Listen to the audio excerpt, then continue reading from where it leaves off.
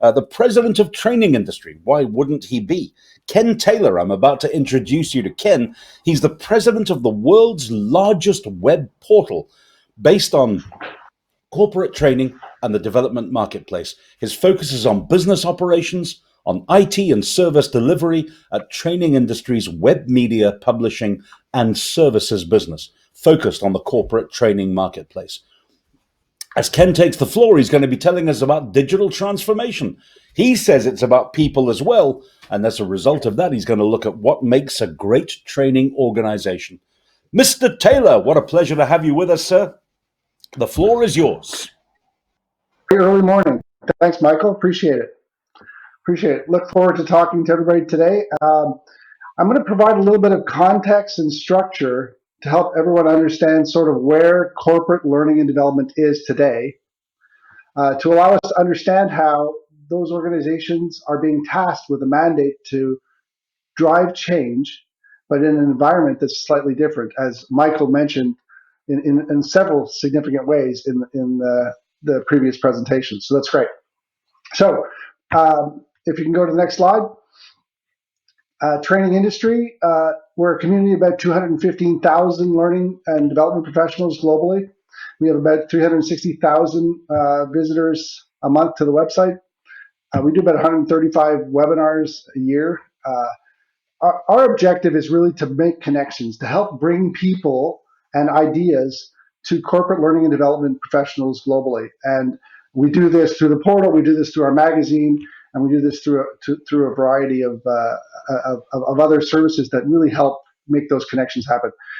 What's really interesting about training industry is we're in our 16th year, and this organization has really been created in response to a real lack of understanding or structure around what can help great training organizations be better.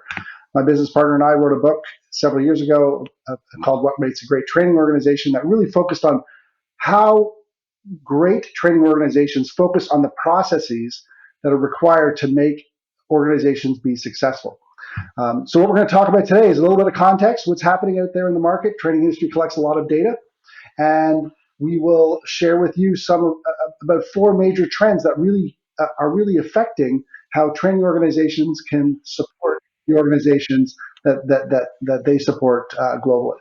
So, great place to start with the first chart. Next chart, please. Okay, so what does 2021 look like?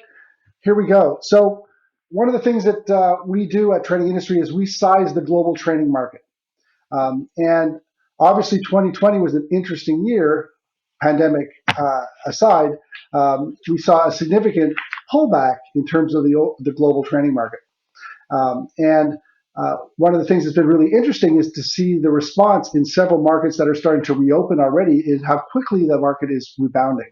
We were down about 3.5% globally, and these are in US dollars billion in 2020, and current indications for 2021 is we expect to see most of that come back, driven predominantly a little bit by the North American market being a little bit ahead of the rest of the world, but in general, we're seeing it pretty strong. Next slide.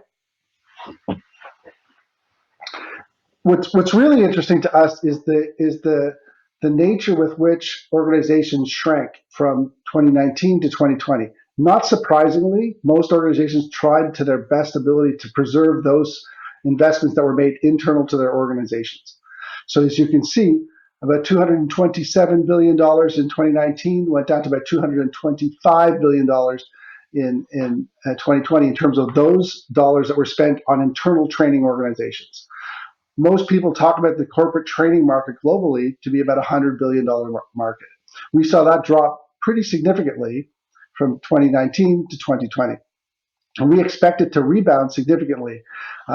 What's really interesting in terms of the context of what grew and what did not grow in that market is we saw a significant growth in those learning services that allowed organizations to make a transformation of their programs from essentially instructor-led to virtually instructor-led. So that's not a huge surprise in the context of what happened in the market.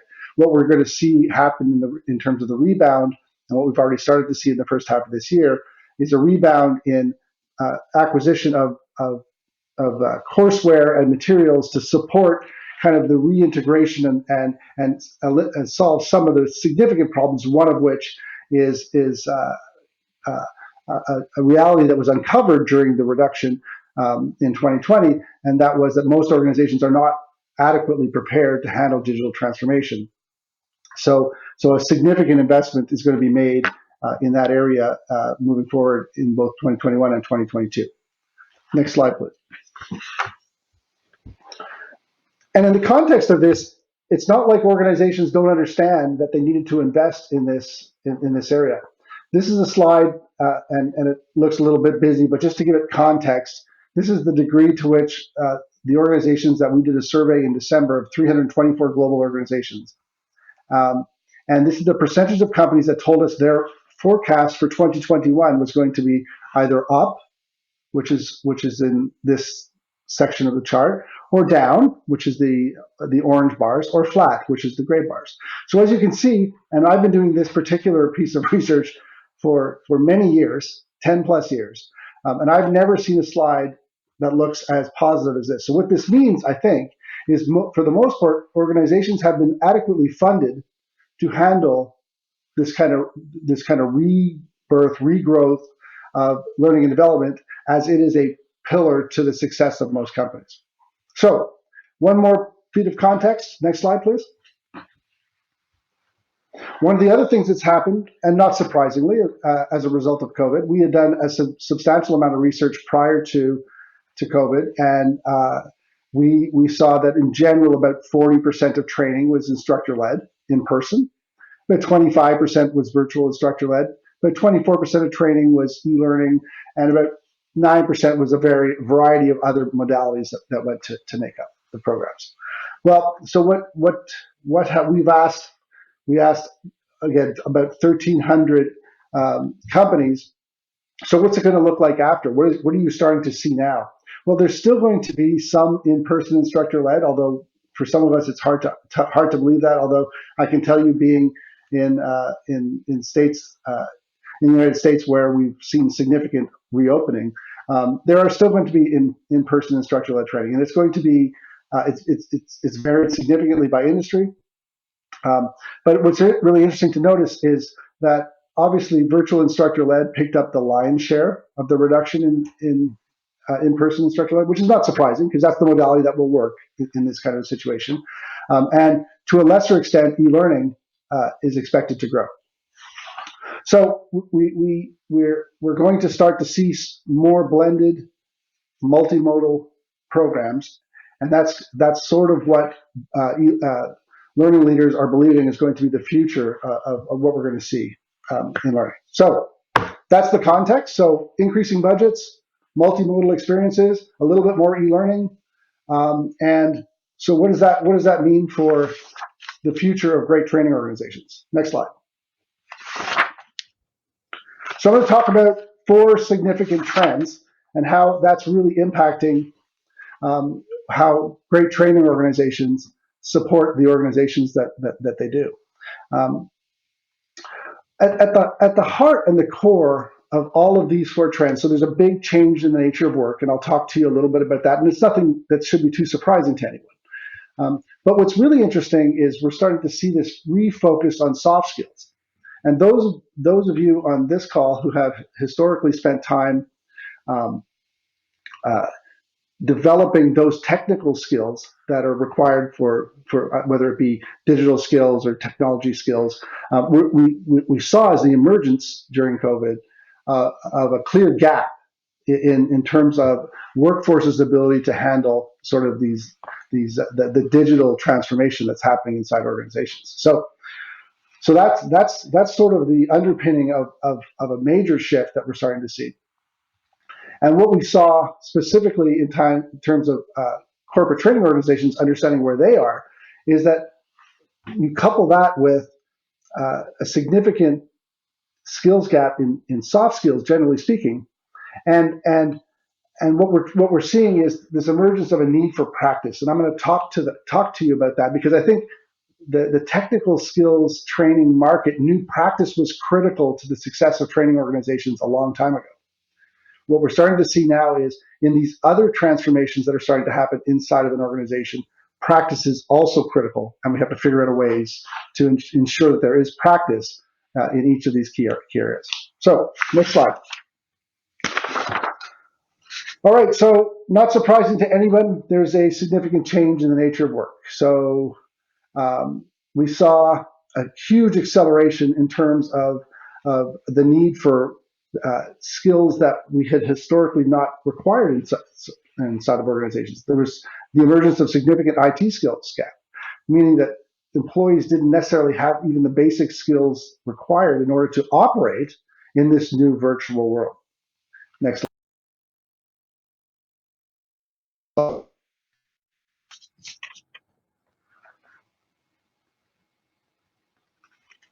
Can we go to the next slide, please? So the World Economic Forum, I think, really did us some justice to understand how big this transformation is going to have to be. They're saying that 50% of employees will need to be reskilled by 2025. And 95% of business leaders expect employees to learn new skills on the job, which is really an interesting, again, transformation in terms of the role of great training organizations. Is they have to start to think now not about providing great training, but finding ways to integrate it into the job, finding ways to help employees gain through experience, gain new skills through actually doing. Next slide, please. This was the scariest slide for me when I first saw it. It's like, what are the top skills for 2020? Well, I was kind of looking at it: complex problem solving, creativity, people management, coordinating through others, emotional intelligence. And I'm sitting here going, most organizations haven't even figured out those yet. And now the new reality is going to be analytical thinking and innovation, active learning, learning strategies, complex problem solving, critical thinking analysis. We work technology use and monitoring and control. We're talking about a quantum leap in terms of where organizations need to be in order to even meet the key essence of this slide. And again, this comes from the World Economic Forum. I know that even the best training organizations are still struggling to get their teams that they support to the 2020 level. I'm concerned that the leap to get to 2025 is going to require organizations to change the way they think about reskilling and upskilling employees. So that's again more context, right? So significant shift in the requirements for organizations to be successful, and then L&D having to try and figure out how to adapt to not only what we thought we needed to have, the 2020 skills, but now what we're expected to have in order to be competitive in the future. So trend one, it's changing, right? So the market is changing, the expectations are changing, and what we have to do is, as learning organizations, in ways to create programs that help employees develop these new skill sets. Next slide. Okay, so the inherent nature of those skills on that slide were that they were soft skills, which is, again, technically a huge leap for most training organizations. Historically, training organizations have been excellent at helping the teams they support develop the skills they need to do the jobs they're doing. So training and development as a function was developed in order to make sure that individual employees were onboarded correctly to the job that they were going to perform in. They were generally speaking involved in large scale change initiatives inside a company. But what's different now is the change inside the company is about these new skills that are required in order for employees to be successful, and they aren't technical by nature. So what's inherently different there is that organizations historically have been able to create virtual labs or lab environments where you can practice those technical skills in order to become proficient at the role that you're going to perform. Well, when it comes to soft skills, it's really a lot more difficult in order to create environments where you can practice those skills. Next slide.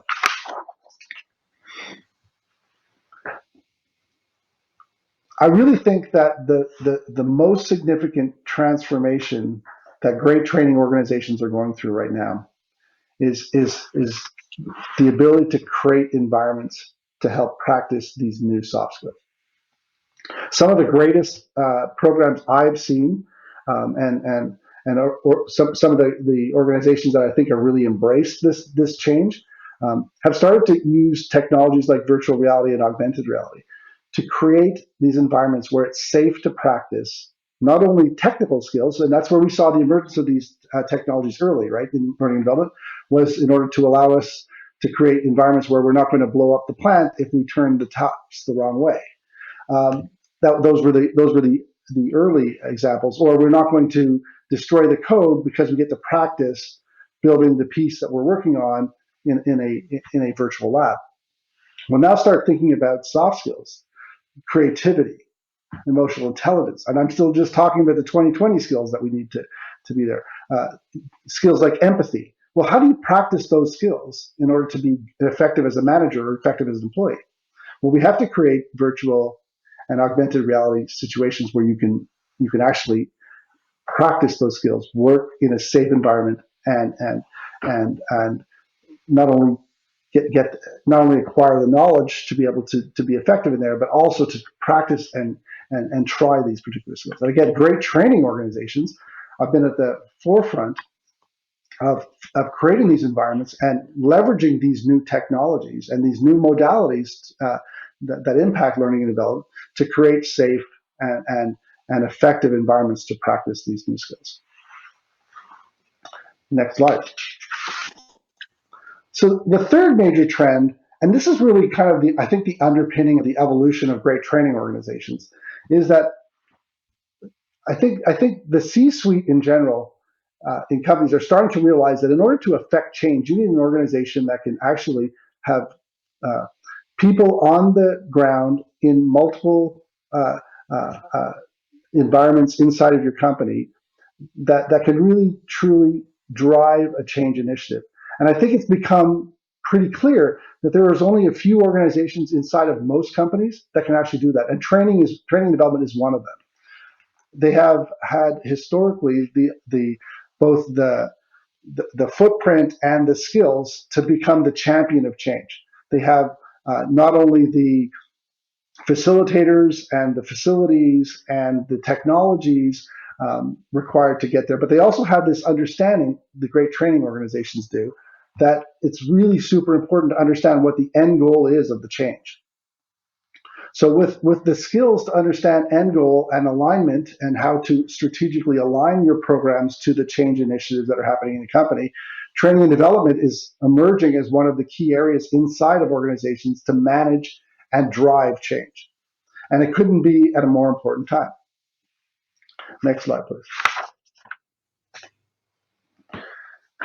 They've had the opportunity over time to really get into the minds of the key business executives to understand what really clearly is the goal that the company wants to drive. And I think sometimes that's viewed as some lofty expectation or some very daunting task, but it's really not that hard. The hard part is getting access. Once the learning and development organization gets access to the goals of senior management and gets to interact with those goals and understand specifically what we're looking to change, they have the capability as a function inside of most corporations to drive the change. And they can drive the change using all of the technologies and tools and strategies that they use to roll out any significant initiative or program inside the company. So this is a huge asset that organizations are starting to realize exists inside their company. And L&D is being brought to the forefront, whether it be because of a merger and acquisition or a move to remote workforce or some kind of blended workforce. L&D has the capability to employ both digital marketing techniques and general strategies that can drive change in behavior in employees. And again, for the most part, that's why these organizations were created. And now there's a situation where they can be leveraged. Next slide, please. I think Michael touched on this a little bit in the previous presentation. This notion of building an equitable workplace. So there's a overwhelming, certainly in North America, an overwhelming drive that organizations need to step up in terms of what they're doing in order to make sure there's an equitable workplace and an equitable opportunity for all employees to contribute to the success of companies. What's really interesting to us is historically, learning and development as a function had not been part of this focus on equitable workplaces, and we believe that historically we believe that that was a bit of a concern or a bit of a problem. Um, what we're starting to realize now is because of the capability to affect change that learning and development functions have, they're now being tapped to become part of this change in the workplace. Next slide.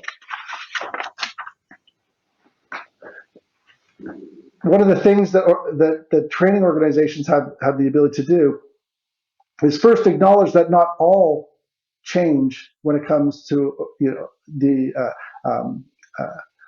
racial bias inside of a company can be affected by L&D. So first acknowledge. And by the way, training functions in general understand that whether it be this particular challenge to the organization, whether it be digital transformation, whether it be anything that is currently a gap in terms of the performance of the organization, and understanding that we need to move to a new place. They understand training functions better than anyone understands that not all problems inside of a company can be solved with better training. But what they do understand is that they have an infrastructure in place that can help affect the change. So it's the key, and what we're seeing for most major change initiatives inside companies is to pick that area which training can have a significant impact on the problem, focus the training there, and then enable the organization to make the transformation by supporting those things that are beyond the scope of training. And again, L&D functions globally have this ability to internally market. They have the ability to understand the levers of change and can actually be a key driver in making change happen. So next slide. So what I talked about today was a little bit of context to help everyone understand that both learning and development functions have the opportunity and the means with which to affect major change inside of organizations. And I picked some soft skills to talk about today as opposed to the concept of internal organization and digital transformation, because I really do believe that they're kind of the same. There's this crossing point that says we have a lack of skills in a certain area, and we have a function that has historically been initiative based. And what the great training organizations are understanding is that it's the cross between the initiative, the knowledge, and the end goal that really allows the best organizations to make the change as quick as possible. So with that, Michael, it's great to connect with the team here, and I love really it. enjoyed your And session. I loved your session as well. Thank you. It's like a mutual admiration festival going on here. Kenneth, I mean, it's intriguing. And obviously, the agenda was constructed in a way that we've got an integral mix. I've been studying the chats going on in the speaker lounges and all of that stuff coming through. And people seem to be really enjoying the overall flow. I was delighted to see you following me as well, because I think some of the stuff that you talk about is just so critical in terms of where we are right now. But a couple of questions I'd like to just throw at you, if I may, off the cuff. Sure. The number one thing, sir, in your opinion, that would make for a better training organization, if there was only one thing you could do, nothing else, what would that one thing be? It would be focus on processes. There's this predisposition at training industries. We believe that the best organizations are process oriented, and that means that what they do is they focus on how things get done as opposed to what you're doing in any specific initiative. And once you develop great processes that are repeatable, you can then employ them to solve problems. We find that initiative-based training organizations struggle because what they do is they stand up an infrastructure to support an initiative, and then that infrastructure becomes either obsolete because the idea has changed or the strategy has changed, or there are new and different and better ways to accomplish the same goals. So those process oriented organizations have always been the forefront of great training organizations. Brilliant. And we both obviously agree on the changing nature of work, if not the entire planet at that level as well. Yes, Just that's true. thinking about that skills gap, though, it does intrigue me because, when you talk of integrating training into the job, it can be a difficult thing to do. The Yeah, best ways to go into it. How do you consider that? yeah. It's what's really cool is to start to see how um, uh, technology is allowing us to integrate little bits of training. So I think historically training programs were like events, right? So you went and did it, and then you came back to work and you tried to apply them. Well, what we're starting to see now is the ability to do sort of micro learning and very small bursts. Reinforcement technologies are fantastic right now. So we're starting to see the ability to kind of integrate the training into your workflow. So, my favorite one is an example, like, you get a trigger from your Salesforce. Let's say you're using Salesforce as your CRM or any CRM, Hmm. and all of a sudden your close rate's lower than your peers. Well, it's fantastic to have the ability to get that trigger sent to the L&D department, and then they get this trigger that says, "Hey, Joe's close rate's lower than his peers. Well, let's serve Joe a couple of tips and tricks on how to improve close rate, and let's do it just before the next sales meeting." So these kinds of data points and milestones are readily available to technologies in the context of the whole learning stack. And I think that's really the big change that's happening. It's just Oh, I love the that. You could readily, almost call that yeah, just in time. yeah, well, it's exactly just in time. It's just in time for learning, and the notion that you have to have some significant event happen in order to affect the change is not true anymore. There could be like micro changes, like little bits of variation to what you want the performance to look like, can trigger events that can easily be resolved. And I think you made a point earlier that I think half of your training is people forget half of it, shortly after the program. I mean, and maybe it's even more than that. But again, simple remedies exist today where you can come back and say, "Hey, look, you just learned this new skill. Here's an opportunity to apply it today. Here's 5 questions I want you to think about that basically kind of refresh the key notions and allow employees to sit back and say, okay, well, yeah, I have an opportunity coming up today to try this again. Maybe it's a way how the quality of the feedback I offer my employees, or the most how to be creative in a meeting and not shut down creativity in a meeting. Like these little tips and tricks that can be offered to Mm. employees at any time during their workflow is extremely powerful. So would you call that mainly upskilling or reskilling? I mean, there's a difference between the two elements, clearly. Sure, Upskilling sure. seems to make a great deal of sense live and on the job. Reskilling is a different issue altogether, though, surely. Yeah, the reskilling requires a bit more of a lift, and what we're starting to see organizations really kind of understand is in order to reskill, you have to understand where you're skilled now. So it's a little different than upskilling because everybody can get better at certain skills.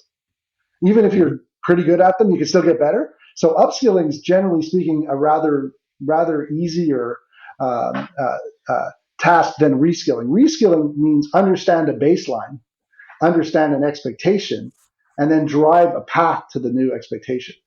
So there's a lot more involved in reskilling.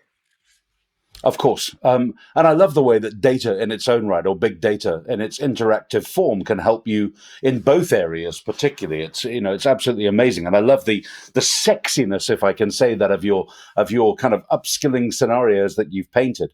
Let me ask you a different question about both upskilling and reskilling, though. We do have a critical shortage of IT skills around the planet. I do understand that. As a result of that, there's also an impact on the length of employee service. Do you find that Mhm. some organizations might be reluctant to either upskill or reskill primarily because of this?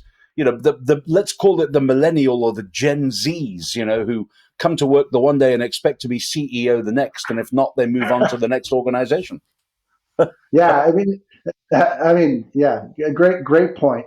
Um, what I really think, I really think that the most creative organizations have begun to understand is that by providing development opportunities inside of an organization, what you're really doing is you're really extending the life of those employees.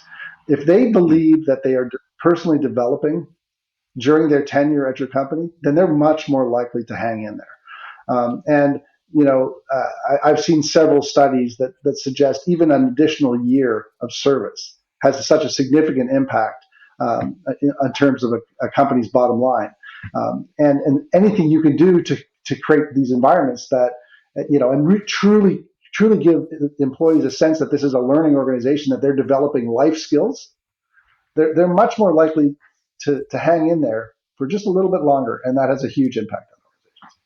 And the more fun they're having at work, absolutely, they're going to stay on at that level. So it makes a lot more sense. So you make a Yep. powerful point in that particular regard, sir, as well. I think that as a final question, if I may, because we are running beautifully to time, as a final question, you talked about equitability becoming more essential. We had the panel discussion presented brilliantly earlier this morning as well. In that particular respect, you mentioned that most employers acknowledge that equitability and getting things more balanced is absolutely essential. But isn't it a bit like climate change? Most people agree that climate change should be addressed, but they don't quite know how to go about doing it. It's nice Well, to talk about, but how do we make it real? Well, and that's a great point, and I think what we're really starting to see now is them understand is organizations, again, air quotes on organizations, but so large companies are starting to realize that diversity and inclusion isn't really a role that is in the C-suite that has no structure behind it. And I think that's really where learning and development is becoming critical to this change. They understand that in order to affect any kind of meaningful change inside of a company, you need to drive it. You need to drive the new behaviors.